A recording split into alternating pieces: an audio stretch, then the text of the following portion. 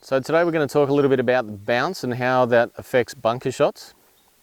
So what is bounce? Bounce referred to as, we're referring to this part of the club and how rounded it is or how sharp it is. And you can see here I've actually got my these are my personal wedges. They're both lob wedges. I carry two of them. I carry two of them for a reason. One's a 62, which I've actually ground that off on a grinder myself, so it's a lot sharper. And this one here has got, and that's probably got about 4 degrees of bounce, which means it's quite flat. This one here is a 58 degree. It's also a lob wedge, but a stronger lob wedge. And it's got 11 degrees of bounce, which means it's quite round on the bottom here. And we need that because we've got different types of sand out there. So where we are here, we've got some nice soft fluffy sand,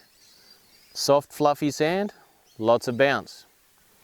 We've also got another ball position here off a very tight lie. Tight lie, we don't want bounce. So how is bounce going to react to those two different situations here? And is there something that fits in the middle?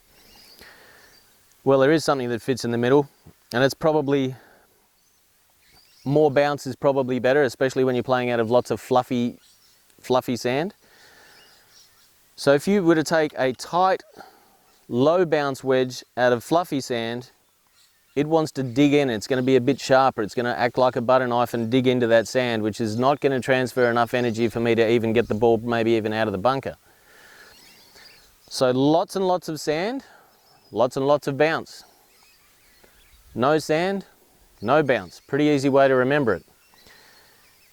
So let me demonstrate what happens here off a tight lie, which has virtually, well, we know it doesn't have much, there's plenty of sand there, but it's all compact and it's very hard.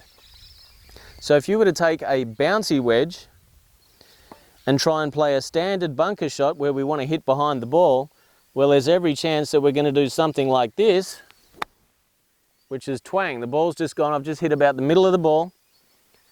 It's gone about 25 meters over the green and we're in all sorts of trouble because I've gone with the wrong club for the wrong bounce, for the wrong situation, the wrong lie. So once again, my big thing is that there's not one size fits all. Bunkers are different. Some of them have no sand, some of them have lots of sand, and they're not supposed to be consistent. They're hazards. So let's take the lots of bounce, lots of sand situation and see how that reacts. So we're opening the club face again. Low, ball a little left, weight a little bit left.